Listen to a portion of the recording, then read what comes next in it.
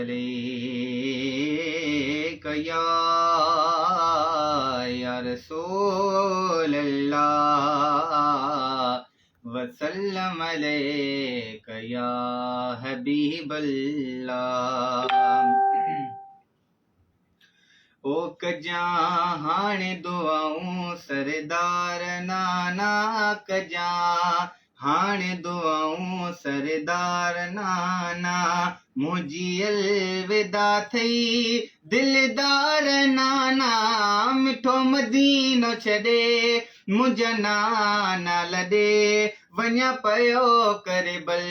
कजां हाणे दुआऊं सरदार नाना कजां हाणे दुआऊं सरदार नाना मुंहिंजी अलविदा थई दिलदार नाना मिठो मदीनो छॾे मुंहिंजा नाना लॾे वञा पयो करे बल कजां हाणे दुआऊं सरदार नाना। ओ ॾाढो आग यज़ीदन तंग कयो छॾे ही वतन मूंखे वञिणो पियो ॾाढो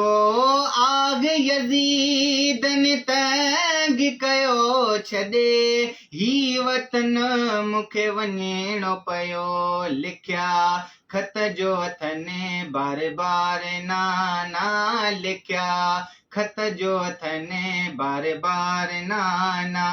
मुंहिंजी अलविदा थई दिलदार नाना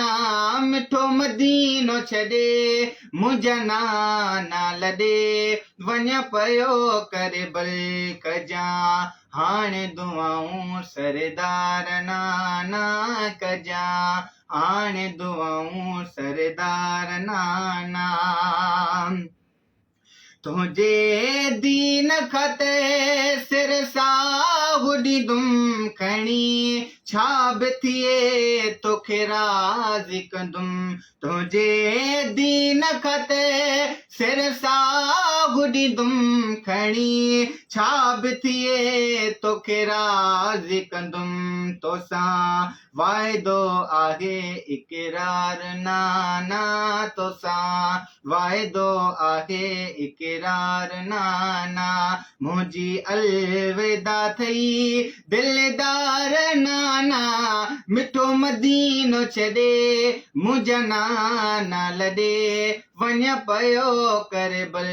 कजां हाणे दुआऊं सरदार नाना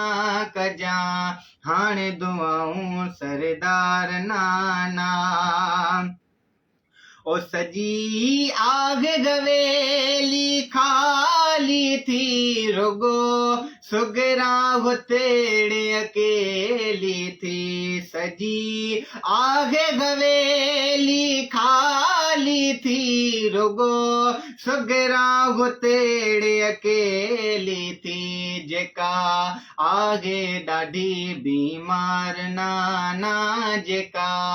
आगे ॾाढी बीमार नाना मुंहिंजी अलविदा थई सरदार नाना मिठो मदीनो छॾे मुंहिंजा नाना लॾे वञा पयो करे बल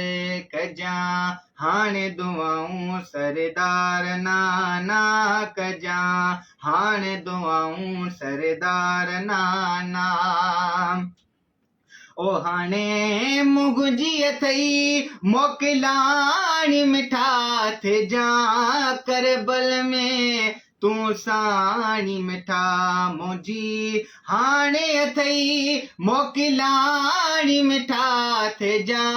करबल में तूं साणी मिठा ॾींदा कोफ़ी जिते आज़ार नाना ॾींदा कोफ़ी जिते आज़ार नाना मुंहिंजी अलविदा थई दिलदार नाना मिठो मदीनो छॾे मुंहिंजा नाना लॾे वञा पयो करे बल कजां हाणे दुआऊं सरदार नाना कजां हाणे दुआऊं सरदार नाना। हो आहे दर्द भरियो दास्तान वॾो वटी फातिह चए अरमान वॾो आहे दर्द भरियो दास्तान वॾो वटी फातिह चए अरमान वॾो तो तां सदके आहे घर बार नाना तो तां सदके आहे घर बार नाना मुझी अलविदा थई दिलदार नाना मिठो मदीनो छॾे मुंहिंजा नाना लॾे वञ पयो कर बल